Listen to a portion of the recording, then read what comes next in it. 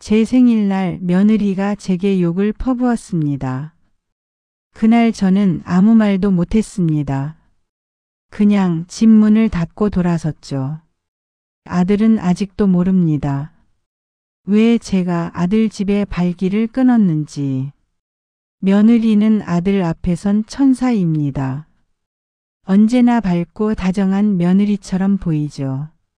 저는 그저 조용히 참았습니다. 가족이니까, 어른이니까, 말 안 하는 게 낫다고 믿었거든요. 하지만 그날 이후 저는 더 이상 참지 않기로 다짐했습니다. 그날 무슨 일이 있었냐고요? 지금부터 그날의 이야기를 들려드리겠습니다. 안녕하세요. 저는 박정순 올해 70입니다. 사람들은 늘 말하죠. 나이 들면 편해질 거야. 근데 전 편하다는 게 어떤 건지 아직도 잘 모르겠습니다. 남편은 10년 전 먼저 떠났고 지금은 혼자 조용히 지내고 있어요. 이젠 친구들도 하나둘씩 연락이 뜸해졌고 말을 해도 대답해 줄 사람이 없다는 게 가끔은 참 쓸쓸합니다. 아들이 하나 있어요. 결혼한 지는 8년쯤 됐네요. 요즘은 주말마다 시장을 다녀옵니다. 반찬거리를 좀 사서 혼자 김치도 담그고 장조림도 만들고요. 그걸 조금씩 나눠서 아들 집에 가져다 줍니다. 정확히 말하면 갖다 놓고 오는 거죠. 요즘 애들은 바쁘니까요. 인사치레도 귀찮을 거라고 생각해요. 아들 부부는 제게 아무것도 바라지 않는다고 말하지만 저는 그래도 뭔가 해주고 싶었습니다. 그래서 가끔 반찬을 좀 해서 들고 갑니다. 며느리랑은 딱히 가까운 사이는 아니지만 크게 다툰 적도 없었고 처음 몇 해는 그래도 명절마다 웃으며 인사도 잘하던 아이였어요. 어머니 반찬 또 하셨어요. 손 안 대셔도 되는데. 그런 인사가 어색하지 않을 때도 있었죠. 하지만 언젠가부터였을까요? 그 말들이 조금씩 짧아졌습니다. 안에 놓고 가세요. 그날도 똑같았습니다. 반찬 2봉지 챙겨서 초인종을 눌렀는데 문 열리는 속도도 말투도 어딘가 불편했습니다. 어머니 또 오셨어요. 말은 분명 정중했지만 눈빛은 피곤해 보였고 그 안에 담긴 반가움은 전혀 느껴지지 않았어요. 괜히 내가 괜한 짓을 했나 돌아서면서 자꾸 그런 생각이 들었습니다. 그때까진 몰랐습니다. 그 불편한 눈빛이 시작이라는 걸요. 며느리에게서 전화가 왔습니다. 그동안 연락 한 통 없다가 갑자기요. 순간 저는 속으로 조금 기대했습니다. 혹시 지난번에 제가 서운했을까 싶어서 화해하려는 전화일지도 모른다고요. 하지만 아니었습니다. 어머니 혹시 이번 주 토요일에 시간 되세요? 제가 급한 일이 있어서요. 말끝이 조금 조심스럽긴 했지만 그냥 부탁이라기보다는 정해진 통보처럼 느껴졌습니다. 저는 당연히 된다고 했죠. 그리고 그날 아들 네 집으로 갔습니다. 문을 열자마자 며느리는 외출복 차림이었고 발엔 이미 구두가 신겨져 있었어요. 현우 좀 봐주세요. 저 약속 있어서 나가봐야 해요. 말은 잠깐이라 해놓고 그날 하루 종일 돌아오지 않았습니다. 그날 이후로 그런 날이 점점 잦아졌습니다. 아이는 자주 맡기고 식사 준비며 설거지까지 부탁하는 날도 많아졌어요. 어머니 된장국 끓이실 수 있죠? 아이가 요즘 그거만 먹어요. 설거지는 그냥 두지 마시고요. 팔이 꼬여서요. 아, 이거 세탁기 돌리기 전에 흰 옷이랑 색 옷 좀 나눠 주세요. 점점 그 집에 가면 제가 시어머니가 아니라 식모가 된 기분이 들었습니다. 제가 만든 밥을 제일 늦게 먹었고 설거지를 끝내고 나면 또 다른 집안일이 생겼고 아이는 울면 제게 떠넘겼고 제가 없으면 여긴 어떻게 돌아가나. 그 생각이 들 정도였습니다. 근데요, 며느리는 단 한 번도 죄송해요, 감사해요라는 말을 안 하더라고요. 그저 당연하다는 듯 일이 끝나면 대충 고개 한번 끄덕이는 게 전부였어요. 그리고 집에 돌아가면 오늘 하루도 힘들었다며 쓰러져 자기 바쁘더라고요. 한 번은 아들이 전화를 걸어왔길래 그날 있었던 일을 말해볼까 싶었습니다. 그런데 아들이 이런 말을 하더군요. 엄마, 요즘 왜 연락이 없어요? 잘 지내고 계시죠? 혜린이? 아, 요즘 좀 바쁘긴 해도 엄마 집에도 자주 간다던데? 그 말을 듣고 정말 가슴이 철렁 내려앉았습니다. 아들은 제가 자기 집에 얼마나 자주 갔는지도 모르고 있었던 겁니다. 그날 깨달았습니다. 이 집에서 저는 호칭만 시어머니인 무급 가사도우미였습니다. 말은 어머니라고 하지만 행동은 그냥 사람 하나 부려먹는 거더군요. 그 순간 혜린이가 저를 어떻게 대했는지, 지금껏 얼마나 부려먹었는지 말해버릴까 잠시 고민했습니다. 하지만 결국 입을 닫았습니다. 가족 사이에 괜한 불화 만들고 싶지 않았어요. 내가 참고 말지. 어른이니까 조용히 넘기는 게 낫겠지. 그리고 사실 그래도 좋았거든요. 그 집에 가면 하루 종일 현우랑 붙어 있을 수 있었어요. 하나밖에 없는 손주. 그동안 자주 못 보고 컸는데 이젠 눈 마주치고 웃고 할머니 하며 안기는 시간이 늘어났어요. 그 아이가 제가 참을 수 있게 해주는 또 다른 이유였는지도 모릅니다. 그 생각만 하면 그래, 조금 더 도와주자는 마음이 또 들었어요.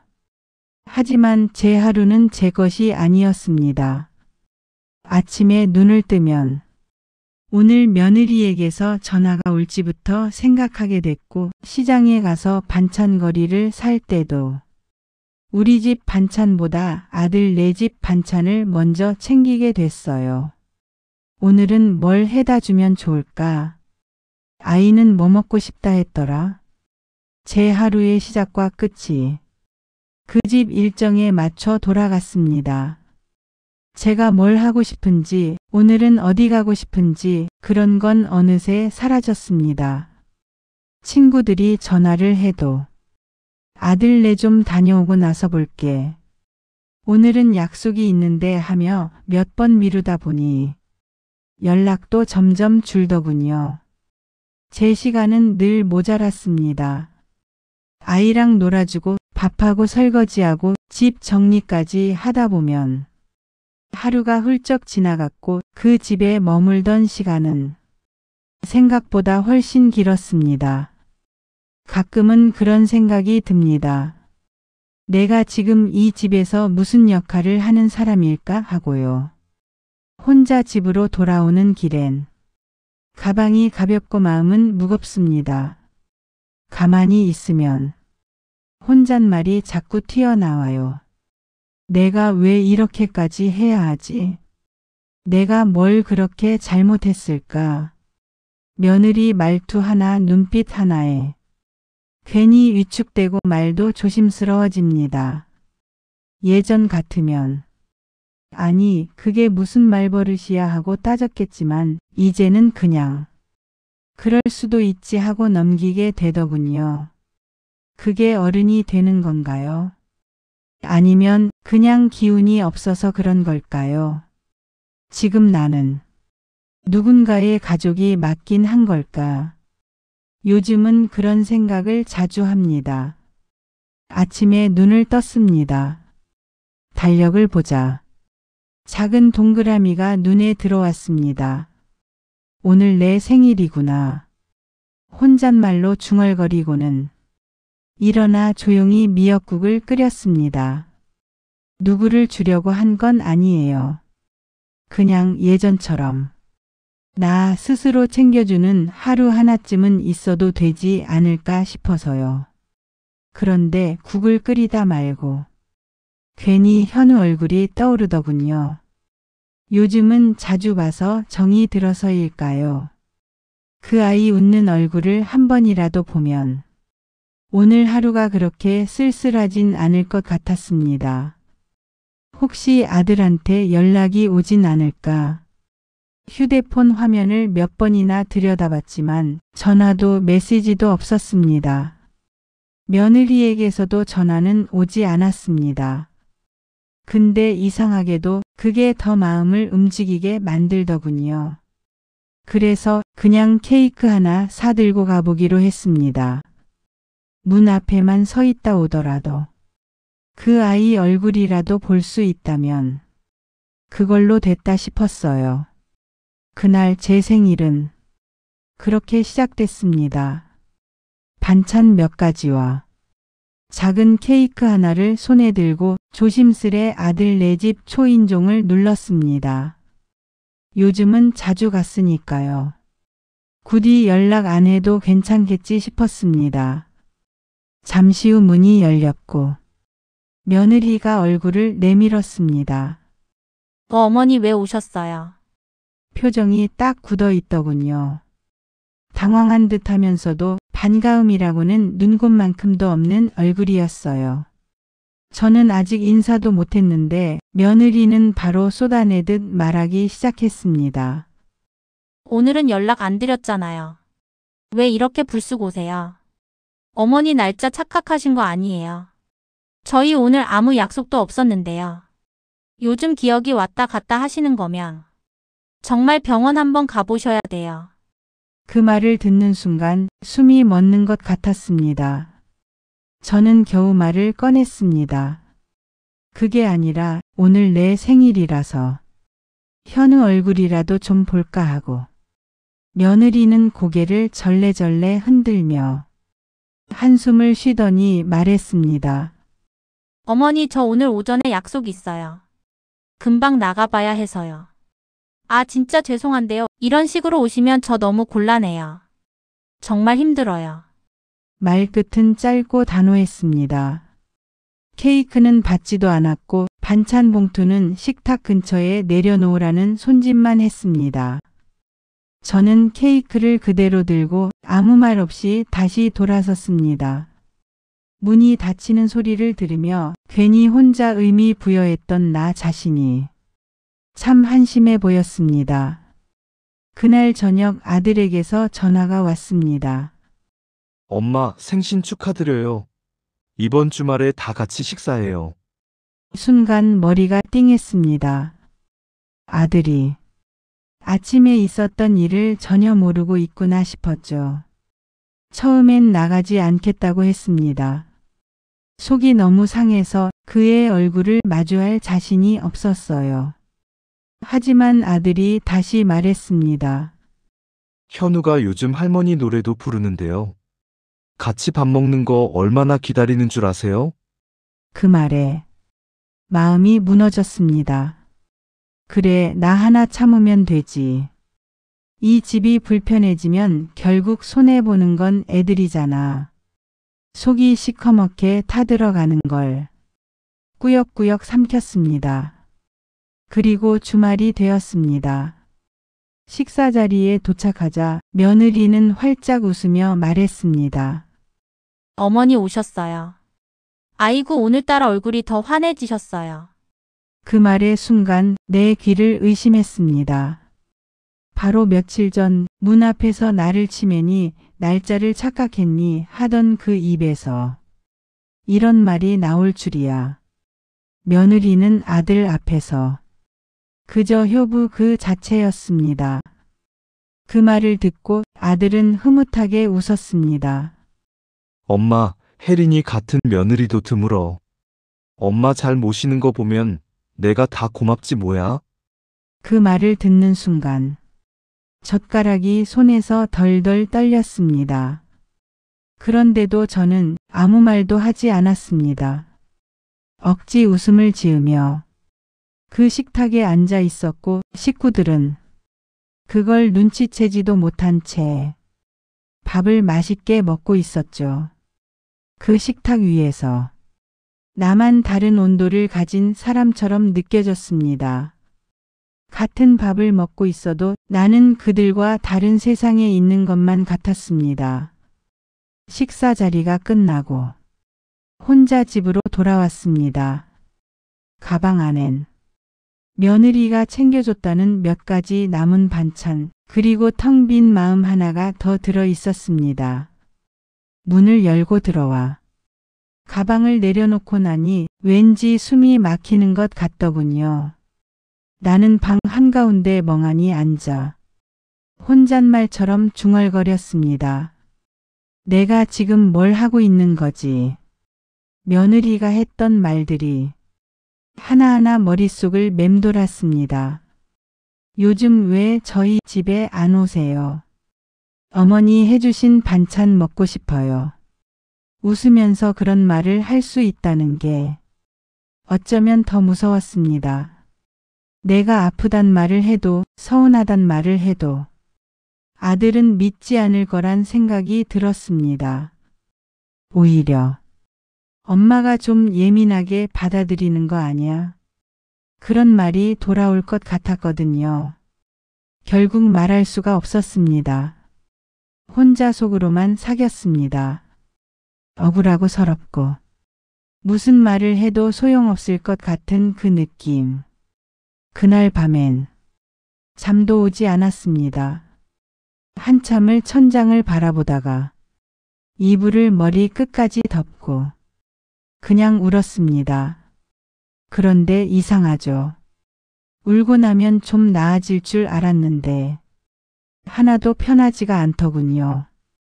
오히려 가슴 한가운데 돌덩이가 얹힌 것처럼 숨이 막히고 몸이 더 무거워졌습니다. 다음 날 아침이 되어도 그 돌덩이는 그대로였습니다. 먹은 것도 없는데 체한 것처럼 목이 메고 가슴이 답답했어요. 어디까지가 내 잘못이고 어디까지가 내가 참고 넘겨야 할 몫인지 그 기준이 자꾸 헷갈립니다. 말하면 내가 예민한 사람 될까봐 겁나고 참으면 속이 골마 터질 것 같고 오늘은 그냥 누구라도 좋으니 내 말 좀 들어줬으면 하는 마음이 들었습니다. 그래서 오랜만에 전화를 걸었습니다. 이 동네에서 몇 안 남은 친구 미자에게요. 미자는 여느 때처럼 변함없는 그 목소리로 전화를 받았습니다. 어머 정순아 웬일이야? 엊그제 생일이었지? 축하해. 내가 전화하려고 했는데 네가 먼저 했네. 진심이 담긴 그 인사에 저도 모르게 눈물이 쏟아졌습니다. 그렇게 반가운 목소리도 이렇게 따뜻한 말 한마디도 얼마만인지 모르겠습니다. 울음을 참으려고 목소리를 낮췄지만 미자는 금세 눈치챘는지 왜 그래? 무슨 일 있는 거 아니지? 다급하게 묻더군요. 한참을 망설였습니다. 입을 열기까지 참 오래 걸렸습니다. 이런 말을 해도 될까? 그래도 내 가족인데 내 아들인데. 하지만 속이 골물 대로 골문 저는 결국 입을 열고야 말았습니다. 며느리가 아들이 없을 때만 저를 불러 집안일을 시키는 것부터 아이는 나만 믿고 두고 외출해버리는 것. 점점 심해지는 막말들. 그리고 아들은 이 모든 걸 전혀 모른다는 것. 오히려 며느리를 착한 사람으로 믿고 있다는 것까지. 그 말들을 꺼낼 때 목소리가 자꾸 떨리고 말끝마다 한숨이 섞였습니다. 내가 너무 예민한 걸까? 이런 것도 그냥 어른이니까 참고 넘어가야 되는 걸까? 말하면서도 저는 끝끝내 제 잘못만 찾고 있었어요. 그런데 미자는 한참 동안 조용히 듣기만 하다가 결국 저보다 더 화를 냈습니다. 정순아 그건 아니지. 아들한테 다 말해. 이건 그냥 넘길 일이 아니야. 넌 사람이야. 그 집 종이 아니라고. 그 말을 듣는 순간 울컥했습니다. 저는 그제서야 깨달았어요. 내가 필요했던 건 정답이 아니었구나. 그냥 내 얘기를 있는 그대로 들어주고 내 편을 들어주는 단 한 사람이었구나. 아들한테 얘기해. 뭘 그렇게 겁내? 넌 당연히 말할 자격이 있어. 말을 안 하면 아무도 몰라. 그 집에서 널 어떻게 대하는지. 그 아이는 천사처럼 연기하고 넌 그냥 참고만 있잖아. 그렇게 계속 참고 있으면 너만 병나. 정적이 길었습니다. 그 말들이 단칼처럼 내 마음을 후벼 팠습니다. 그래요. 나도 알고 있었어요. 참는다고 바뀌지 않는다는 걸. 그래도 내가 참는 게 편하다고 스스로를 속여왔을 뿐이죠. 미자의 목소리는 더 조용해졌습니다. 어른이란 이유로 그렇게까지 참고 살아야 할 이유 없어. 그 순간 나도 모르게 한숨이 나왔습니다. 그래. 이대로는 안 되겠다 싶었어요. 오랜 친구가 내 대신 내 속을 말해준 기분이었습니다. 며칠을 망설였습니다. 입안에서 맴돌던 그 말들이 목구멍을 넘지 못하고 자꾸만 되돌아왔죠. 정말 이 얘기를 해도 되는 걸까? 괜한 오해만 더 만드는 건 아닐까? 그런 생각이 밤낮으로 맴돌았지만 그래도 한 번쯤은 말해보고 싶었습니다. 내가 어떤 시간을 보내고 있었는지, 아들이 몰랐던 일들을 이젠 좀 알아줬으면 했어요. 그날 저녁 아들을 혼자 불러냈습니다. 오랜만에 보는 얼굴이 괜히 더 반가웠죠.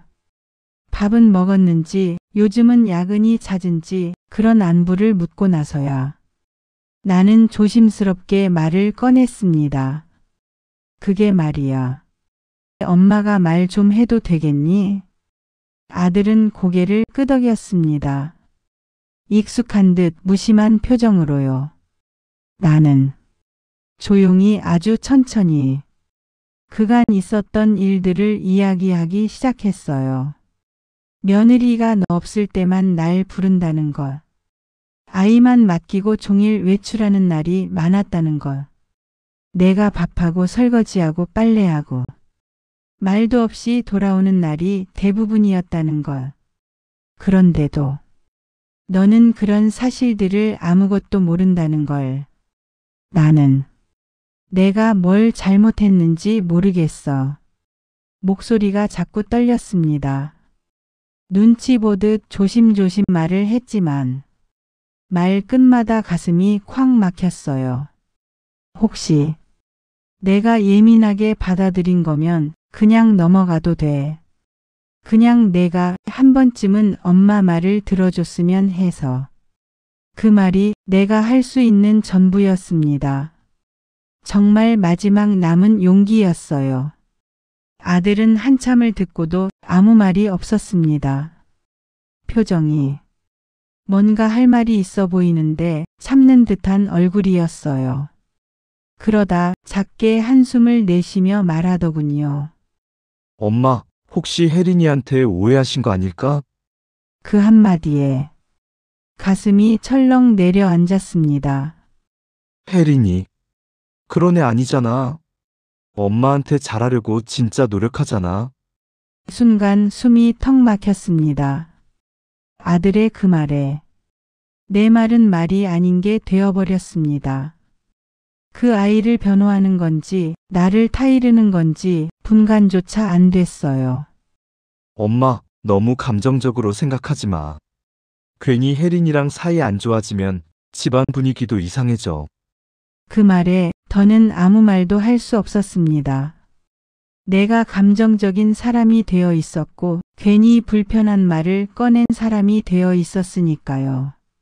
나는 고개만 끄덕였습니다. 그 이상은 도저히 입이 떨어지지 않았습니다.